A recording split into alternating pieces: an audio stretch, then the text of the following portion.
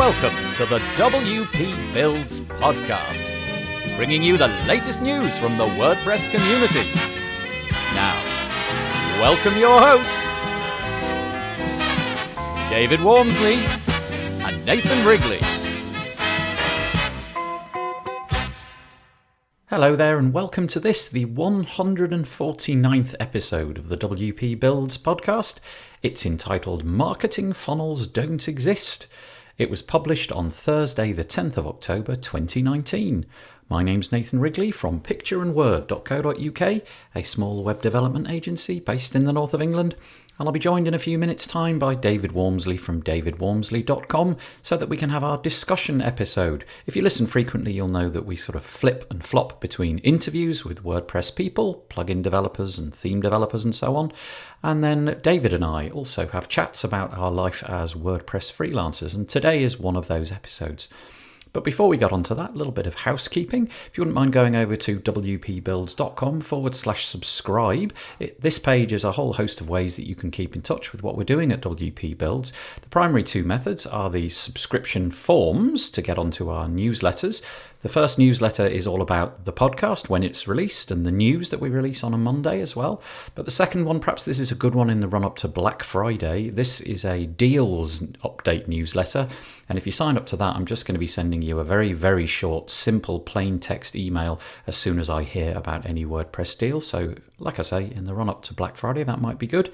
You can also subscribe to our podcast on your favourite podcast player on that page. Join our Facebook group of nearly 2,300 WordPressers.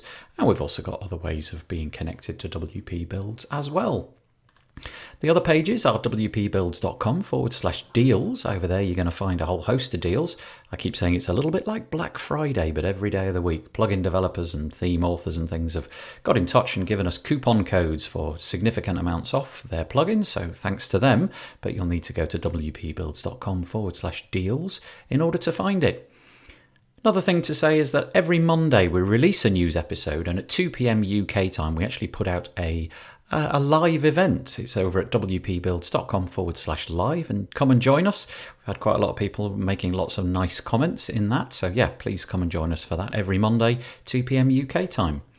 And there's also wpbuilds.com/advertise if you would like to get your product or service in front of a wider WordPress audience and help the WP Builds podcast in the process. The WP Builds podcast was brought to you today by the Page Builder Framework. Do you use a page builder to create your websites? The Page Builder Framework is a mobile, responsive and lightning-fast WordPress theme that works with Beaver Builder, Elementor, Breezy and other page builders. With its endless customization options in the WordPress customizer, it's the perfect fit for you or your agency. Go to wp-pagebuilderframework.com today. And also by WP Feedback. Are client communications eating up all your time? If so, check out WP Feedback. It's a visual feedback tool for WordPress that is specifically designed to get you and your clients on the same page. And you can check it out at wpfeedback.co. And finally by Cloudways. Cloudways is a managed cloud-based hosting platform for WordPress. Unlike others, they let you choose the server from top cloud providers like Google Cloud, Amazon and DigitalOcean. And there are no restrictions on the number of websites per server. You can try Cloudways using promo code WPBuilds and get $20 free hosting credit. And like I said, we do thank all of our sponsors for helping us put on the WP Builds podcast. Okay then, what are we doing today? Well, David and I are going to be talking about marketing funnels don't exist. I regret to say it is a bit of a clickbaity title, but nevertheless it's a good episode. It's really the preamble to a whole bunch of episodes. We haven't really done a series, if you like, before, and this feels like it's going to go on for several weeks when David and I chat. We talk about what we've done as agencies in the past, what have we sold to clients, what have we achieved with marketing funnels, and so on and so forth. There's quite a lot to say in there. It's kind of all based around David's experiences reading a book called Watertight Marketing by Bryony Thomas. And so, yeah, we get really into the weeds of what we've managed to do in the past and how really, if you like, the analogy of a funnel is not as suitable as it might be. Perhaps a colander is more how it should be described. Anyway, you'll find out more in this first of our little mini-series. I hope you enjoy it. Today's topic we're calling Marketing Funnels Don't Exist, and we'll come on to why this is a clickbait title later. But this discussion is about marketing, and Nathan, it's probably safe to say, isn't it, that we're not experts in marketing? No, in fact, I was saying to you before this call was recorded that I think this is one of my least favourite things, not only because there are aspects of it that make me feel a little bit uncomfortable, and what I mean by that is I'm not very good at it, and so it causes discomfort in me. But there's also aspects of marketing that ever since, even as a little child, I was a bit averse to being advertised at. And so I kind of have a bit of empathy for it when I try to deploy marketing, if you know what I mean. And so there's all sorts of baggage. So yes, I would entirely agree. Not very good at this.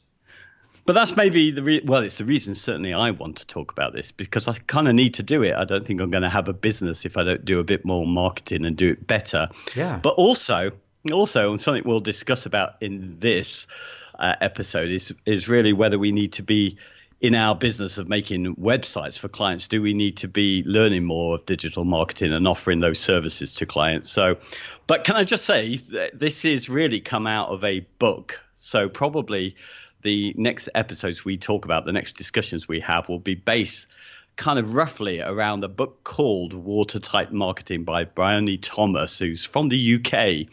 And can I just say a thanks to Andrew Gould, who mentioned this in the WP Builds Facebook group, because he said this is a really good, practical and pragmatic guide to anybody who needs to get into marketing. So anyway, I think we'll probably get onto our discussion and we'll mention what this book is about and why it gives us some topics to talk about for later episodes. Just before we crack into it, you being the person that's brought this to my attention, how long is this book? Is it like a big weighty read, or is it a fairly quick, light overview? Well, I got it on Kindle, but it's pretty light. It's really easy to understand. Nathan, there's a great thing that you ought to send people to on when you actually put this article out, because there's a video which I think probably is about maybe 20 minutes, which is the author talking about the main crux of the book. Okay. So she has this kind of, we'll move on to it, which is why we get into the funnels. But if you watch that, you'll really understand what the book's mostly about, and it's padding out this basic concept. So it's a nice framework I think, for anyone. Okay, that's good to know. So Watertight Marketing by Bryony Thomas. Go maybe check that out. But listen to this first. Yeah, absolutely. So, just so it's still a discussion, shall we just talk a little bit about the marketing that we've done, our experience so far? Yeah. Well, actually, if you go first, and I'll follow on afterwards. Tell us about your marketing endeavors.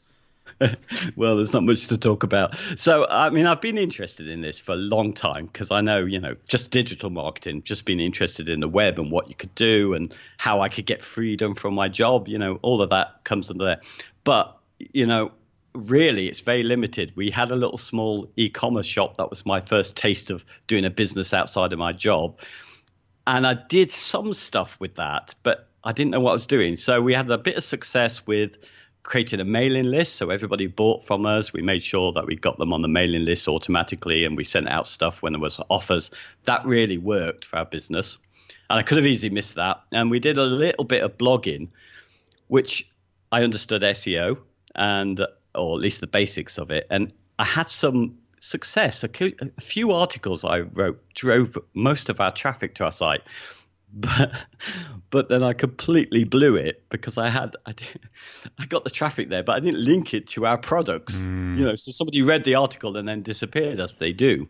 So lots of attempts at things. Early Facebook pages, they were a complete fail. A little bit on Twitter, we were talking about that earlier, and it didn't work. It was too time consuming. So that's about it, really. And I guess for me, even though it's not intended to be marketing, what we're doing now, and also the videos that I do on YouTube, I guess is some marketing, at least for me. Yeah, like a personal marketing, if not the business itself. Yeah, my story is very similar to you in that this is areas that I've dabbled in, firstly and primarily to promote the web design business, get clients through the door to build them websites. So I've tried all sorts of things. Exactly like you, I took the approach of putting some blog posts together, and then I did actually link those up to some marketing materials. My failures in this sphere came largely because I didn't give enough thought to who I was marketing to, and so I wrote blog posts about things that I was interested in. So let's say, for example, back in the days when I was using Drupal, I wrote quite a few articles on how to achieve particular things in Drupal, thinking that that would be, exactly what people would need to know, where of course it's exactly the opposite. What they needed to know was how to use the Drupal website, not how to build the Drupal website. So I made a few errors there, and I adjusted that and modified it a little bit so that it was more to do with achieving a goal that some novice website owner would want to achieve. But then the automations that I had, I used a service. I don't actually use it anymore, although I know that lots and lots of people still do. I set up ActiveCampaign and had drip sequences, so there was like a lead magnet, and would sort of ping them a week later and suggest something else to read, and then depending on what they did, it would suggest something else, and so on. My failure in that regard is that I just never spent the time following up to see where people had dropped out of that sequence. And I even set it up so that when somebody had got through the entire sequence, which was, I think there was about 5 steps involved. You had to download 5 different things and respond to emails and whatnot. So, they demonstrated quite a lot of commitment. And yet I would get the final email coming through saying, okay, such and such a person has finished this sequence. And I even wrote in the email, you should go and contact them now independently, and et cetera, et cetera. And I just didn't do it. Just never did that. Wow. So that's where I've failed in the past. I just got tied up with regular work. And then I've done things like Google Ads. And again, my failing is all to do with the analysis of it. The setting up of the ads is the fun part for me. Oh, the technology. How do you do this? How is it achieved? But I can never be bothered. Like Google Analytics, I'm just not that interested in looking at it. So that's where my failings have been.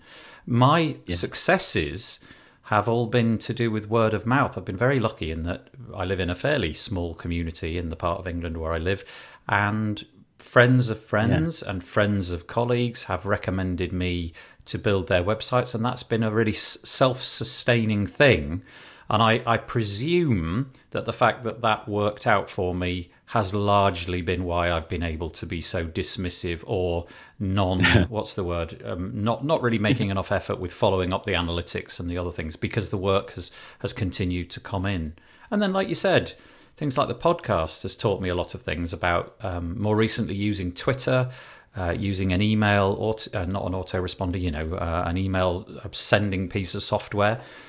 Sending out emails on regular occasions, and also things like doing YouTube Live and YouTube videos and Facebook group. Having a Facebook group has been very, very beneficial. But this WP Builds community is not really, I don't really see that too much as marketing, although it obviously, like you said, it is. I'm just enjoying it a bit more than I am marketing to it. Yeah, well, I think that's the idea. I mean, that's the problem, isn't it? We have a bit of a hang up on what marketing is. We think it's just, selling at people, where really it's just, it should be done right. It should be bringing useful stuff that you have to people who might need it. Yes, yeah. I very much think that I have a hang up with that. I do.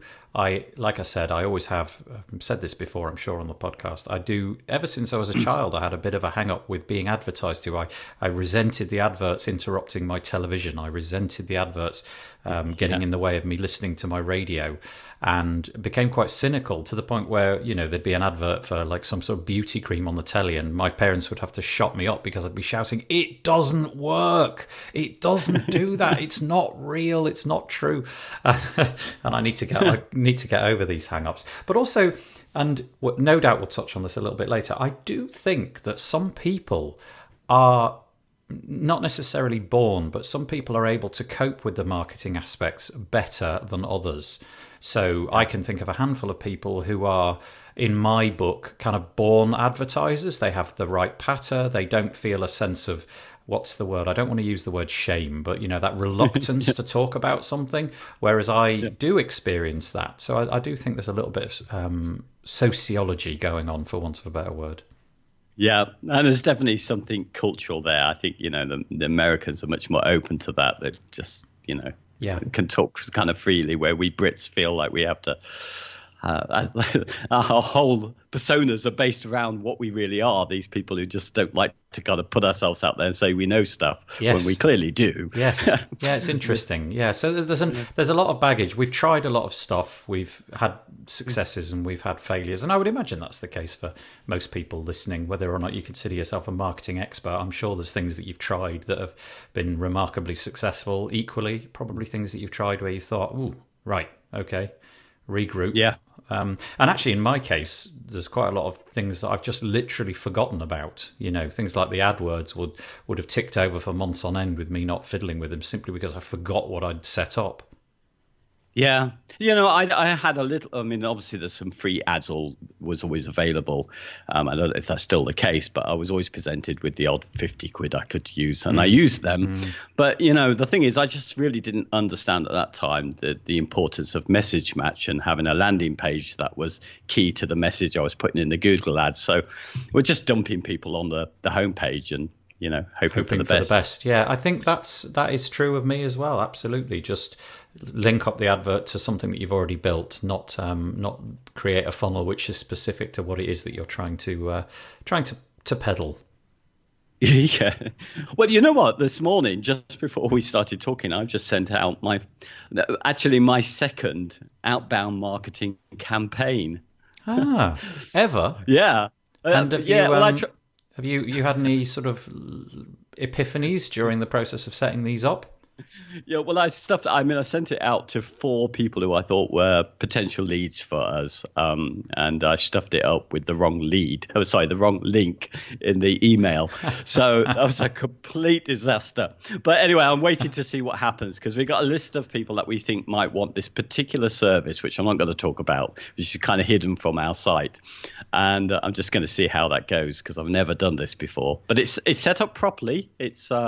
I'm using Mailshake, so it's monitoring what's going out, and it's set to send off a chain of emails. And we've got pixels set up as well to, if they do go and click on the link, should be able to do Facebook advertising to remind us. Yeah, retargeting. So anyway, that's slight off point here, really. But yeah, I'm starting with my digital marketing proper now. Okay.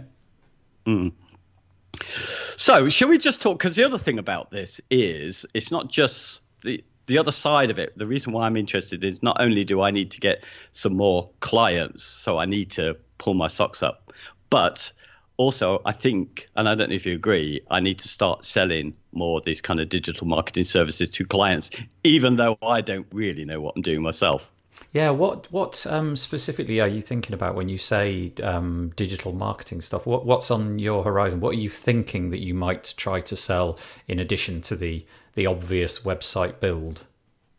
Yeah, well, do you know what? There was somebody who has brought in somebody to do, in the end, Google AdWords, a client, but they didn't realize, and maybe it's because they came through my colleague rather than through me directly, but they didn't know that I might be able to help them with their SEO, and I could, and I started helping. But I've realized this about other people: they just don't know that they have these digital marketing needs, but they just don't know I do them. So I haven't got a package to offer them. Okay, so SEO being one of the things that you can add on as a bit of an extra, as an ongoing cost.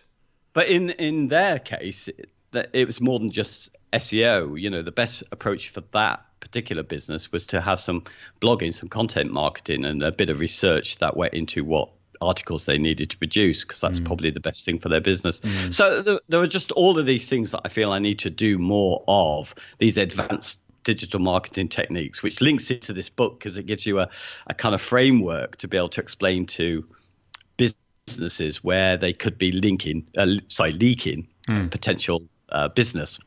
So I think there's a digital marketing solution for every sort of area where you could lose potential customer, and I'd like to fill that and offer it as a package.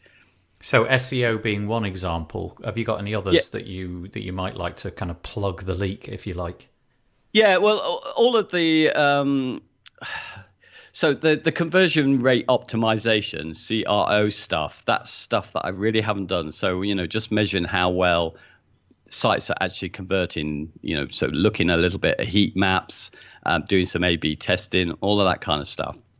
Yeah. It's stuff that I really haven't been doing hardly any of, but I feel that this is something I need to be selling to clients, because I think that's the way forward, isn't it? I think, there's only so much traffic you can get for someone, and it's pointless, particularly if you're paying for that traffic, if you're not converting those people. So I need to present packages like that. So definitely. Do you feel that you have the skills already at your fingertips to demonstrate the ability to, I don't know, interpret the data that's coming in, let's say from Google Analytics or a heat map tool? Do you already think you've got that, or is that something you need to acquire the skills for?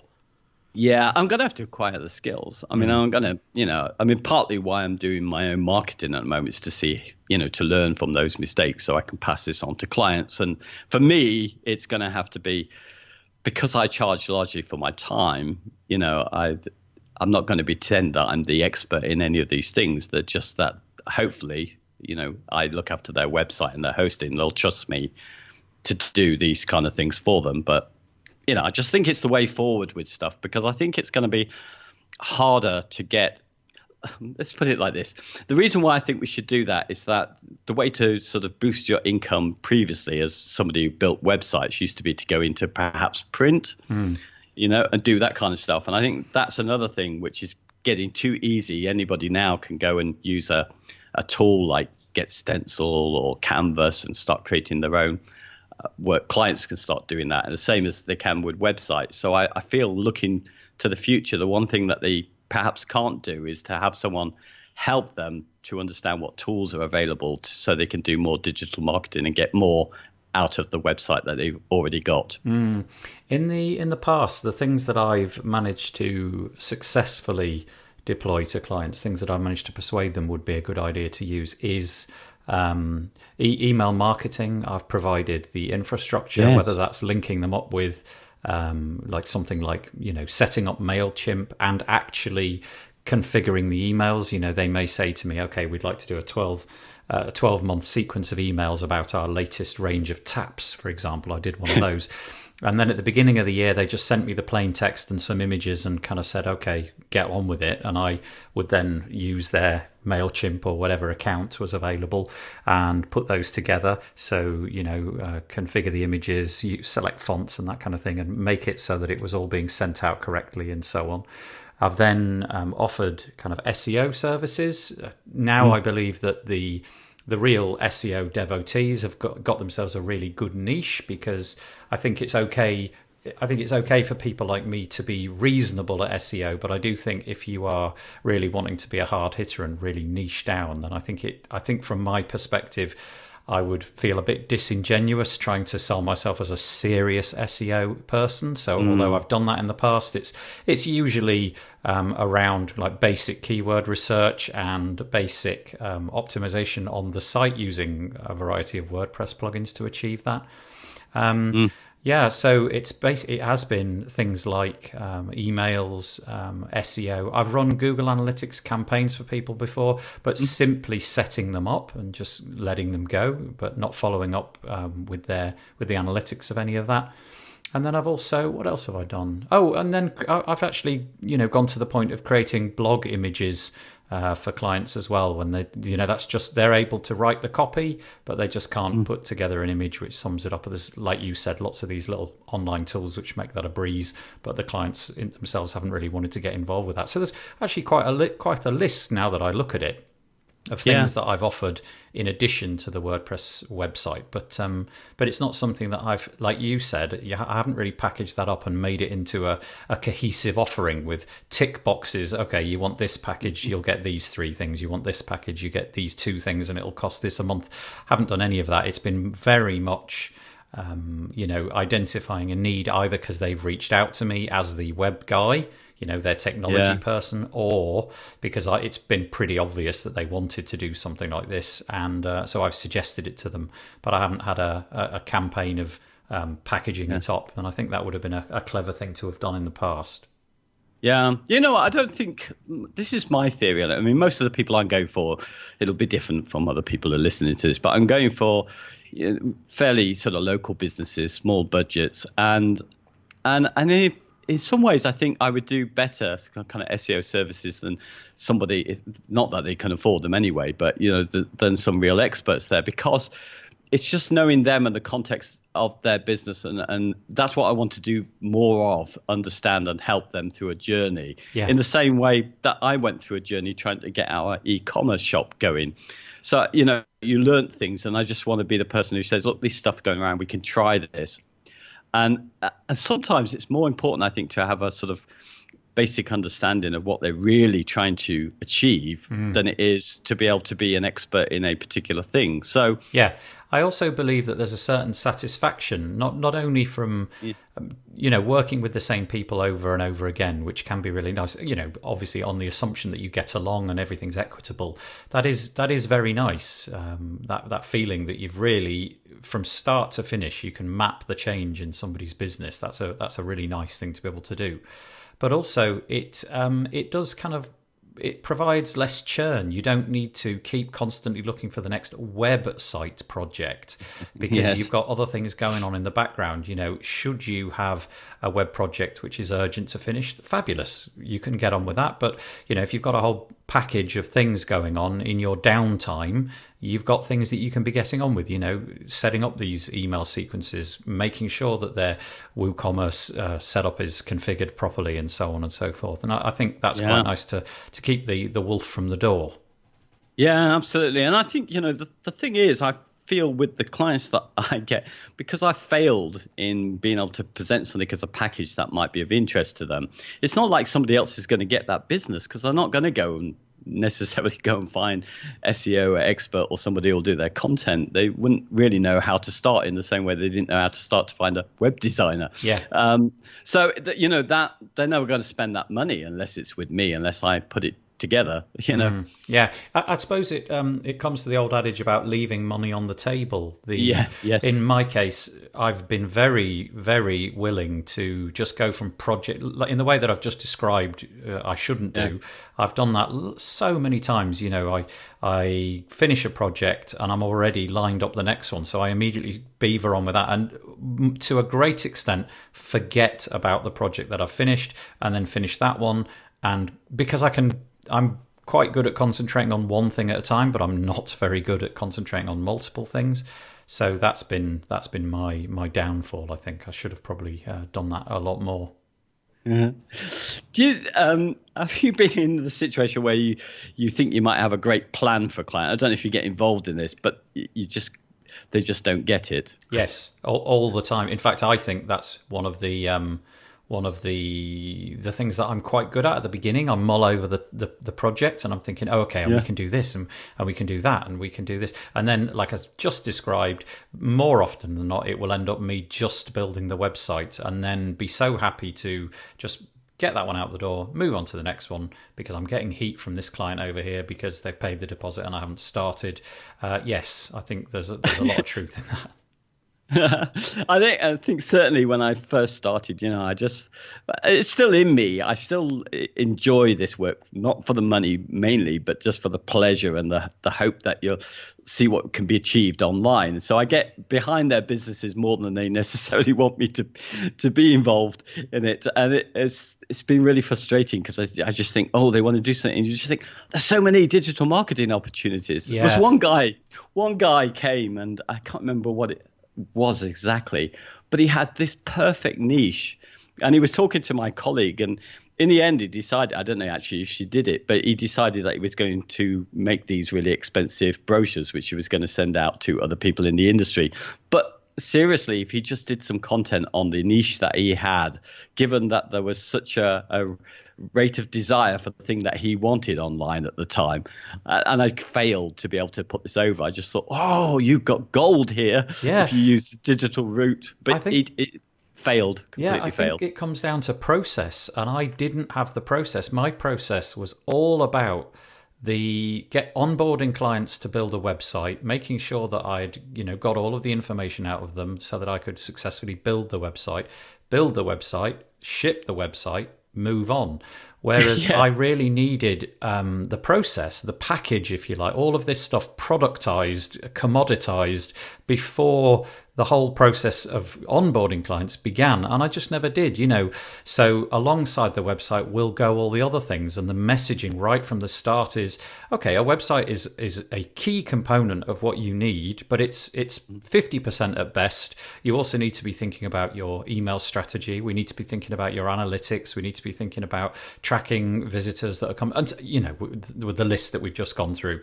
But I never did. I was always focused on the website, and I think that messaging needs to change for me.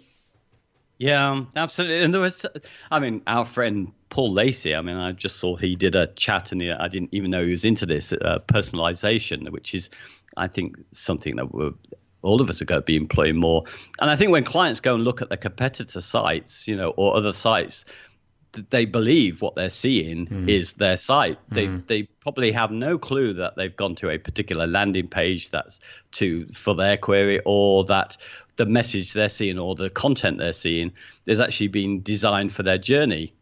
Just to be clear, you're talking about in some way modifying the content of the site via plugins like If So, or what's it called, Logic Hop, things like that, in order to display content which is specific to them, but they clearly won't know is specific to them, and thereby really drill down into what it is that you've been trying to persuade them of.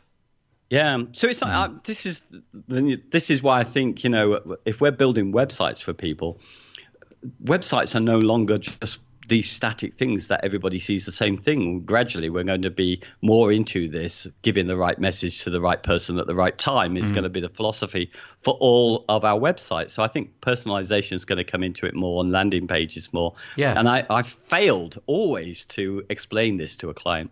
Yeah. Do you, just on a sort of a side note to this, do you feel that there's enough time in your week to be the master of all these things? So just as an example, let's say Google Analytics or email marketing, just as two examples off the top of my head, is there time for you to become good at that, as well as to be good at somebody keeping up with the latest developments in websites and website design and technology?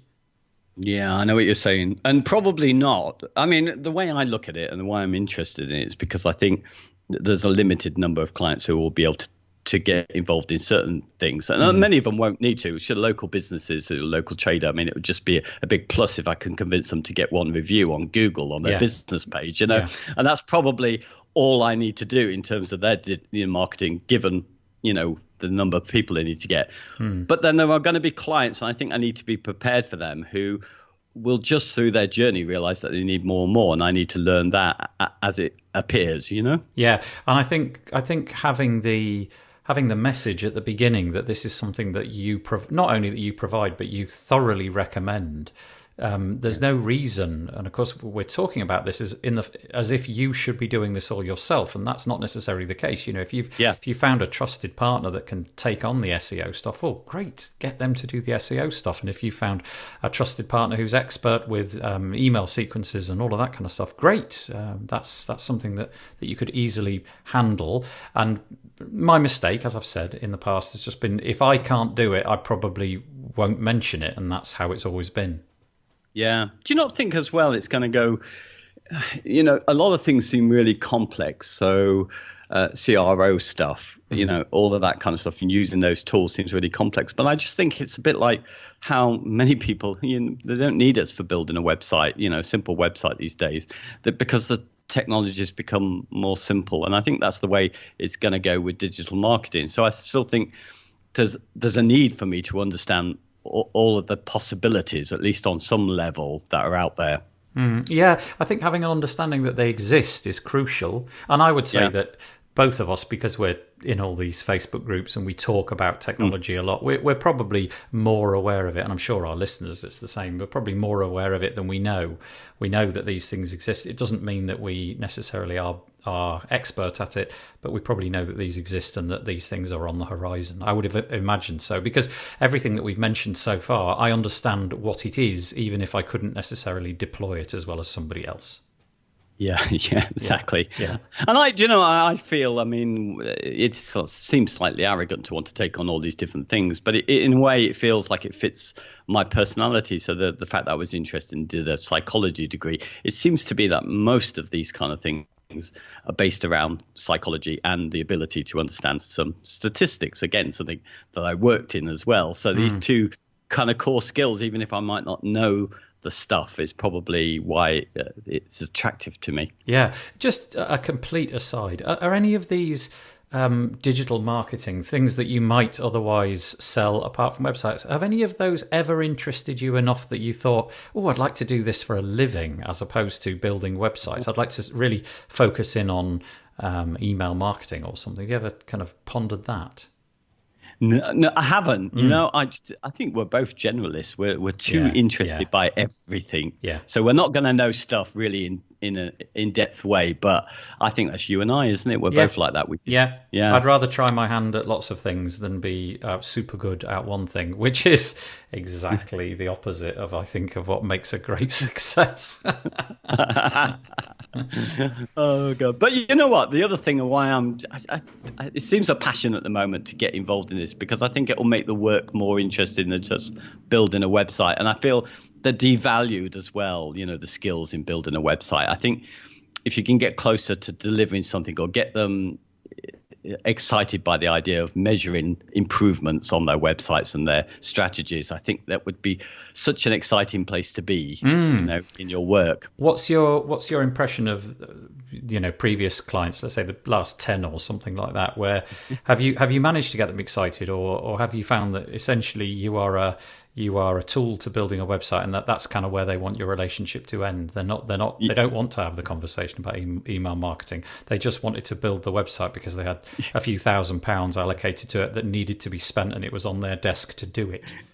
Yes, but it's the latter of those. That's what's really happened. Yeah. But there's been some seeds of, because I think, we've talked about this before, the more communication I've had with videos talking about things about their website and just throwing in little bits and pieces, a couple of people have perceived me differently, and they're a little bit more open. I just need to get better at, and the whole reason why I want to bore all of our listeners and talk about this, because it'll just help me kind of think about how I'm going to package all of these things to sell to clients and do it better for myself. So you're doing this for wholly selfish reasons? Absolutely. Oh, good grief. Everybody stop listening now. It's interesting, though. I've struggled enormously to get people interested, largely because it feels very much that the person that I'm talking to has a requirement for a website, and that's all well and good.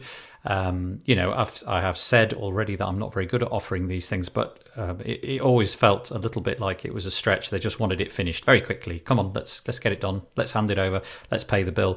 But I'm going to have to be a little bit more forthright about trying to sell these other things and seeing if I can pique their interest. And as you say, things like, I'm interested by your little video thing that you just mentioned, because my conversations generally happen on the telephone and then, the typical email, that kind of thing, but mostly on the telephone or on Skype or something.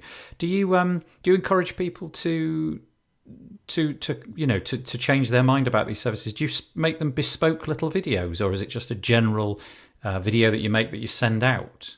Oh, right. Okay. I'm not really doing any sort of marketing of that. I'm talking really when I'm building a site. It just, gotcha, with a video while you're talking about it, just allows you, because you've got an audience for a while, you can throw in a few things about what they might want to consider doing. Mm-hmm. A little bit more than just the, I've got your brief and we're going to follow this through. But then that's my model, isn't it? My model, what excites me, what I've learned really, is that I kind of want to work long term with the number of people I like to improve their business and do their websites and be trusted.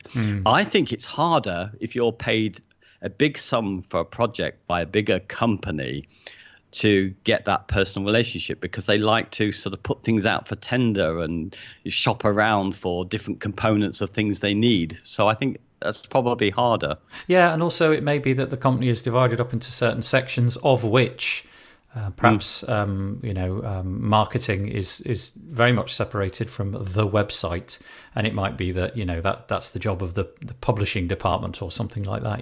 It's hard to know, really. Yeah. Should we talk a little bit, because this is an introduction really to the other topics we're talking about. So this isn't really going to be a series, but this book, Watertight Marketing, gives us kind of at least 13 wonderful topics to talk about, which we'd probably talk about on their own. And it's because, and I guess this will be hard to explain, you'd probably need to go and look at the diagram. Nathan, maybe you'll add that to the post and the video. But she has this basic concept. So back to the why funnels don't exist. So she takes the analogy of the funnel and says, well, it's not really a good one for understanding how we get our sales, because, when she puts water in the top of a funnel, everything comes out the other end. And in truth, really we leak at different points in a potential customer's journey. There are different areas where we could lose them. And that's what she intends to do. And she's got 13 kind of different areas where we would lose business, and they could be nice little topics for us, which I think we'll go on to. Yeah, we'll come on to those in the days and weeks to come. I will just explain, in case somebody doesn't see the picture, this picture that she's got a funnel, as you would expect, with water going in the top, and it's a perfectly formed funnel. The water goes in the top, and then it comes out the bottom, all intact. The same amount goes in the top as comes out the bottom, exactly as a funnel should behave. And of course, that's not how it happens. For every person that goes in the funnel, a proportion of them fall out at some point along the journey, no matter how simple or complex that funnel is. So next to it, she's put a series of much smaller funnels, and they're not perfectly straight. Some of them are tipping up at jaunty angles. So some of the water is slopping over the side at the top, and then water that's coming out the bottom is sometimes just missing the funnel beneath it, so it's ending up in the dustbin, if you like. So it's a much more untidy picture. It's not everything that goes in the top comes out the bottom. A small proportion of what is entered in the multiple taps at the top finally gets to its destination, whereas most of the water ends up on the floor at various points in its journey. Yeah, and she's got a wonderful diagram which again uses the funnel, even though she says it's more like a colander. But and then what she tries to do is to explain how people might go through various stages before they go on to buy a product, and that takes over time, unless it's just an impulse buy, and that's what most of us are selling.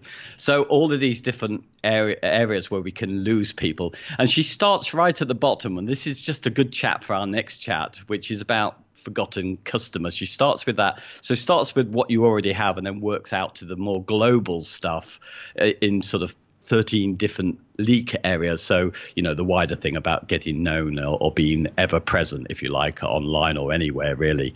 So she works through these. And I just think this is a fabulous way of us having a conversation, because we can look at it for our own businesses, each one of these in turn, what we might potentially be able to sell to clients with each of these, if they can see that's a leak for them. And also, how WordPress might come into helping us with this. Okay, so essentially this particular podcast is a bit of an introduction to a variety of podcasts that we're going to record in the days and weeks to come, all talking about ways that the funnel might be leaky, and how, at least in the case of this author, it can be shored up a little bit and made to be less leaky. Yeah, and hopefully this won't be boring, because I hate the idea of really long series, but this is just the same chats we'd have about using WordPress anyway, and just dealing with our jobs. So just gives us some handy headlines, I think. Perfect. So like we said, stay tuned. There'll be more episodes of this in the weeks to come. All right, shall we knock it on the head for this week? Indeed. Bye-bye. Well, I hope that you enjoyed that. Like I said, this is going to be the first in a mini-series. We're not entirely sure how many episodes it's going to take up, because we haven't given it enough thought just yet, but this is the very beginnings of that process. I apologise for the clickbaity title, and I hope that you found something useful out of it. It was quite nice just explaining to David all the things that I've done in the past, and all the things that he's done in the past, and what we found worked and what we found didn't work. So, yeah, more is in store. Stay tuned. The WP Builds podcast was brought to you today by WP and Up.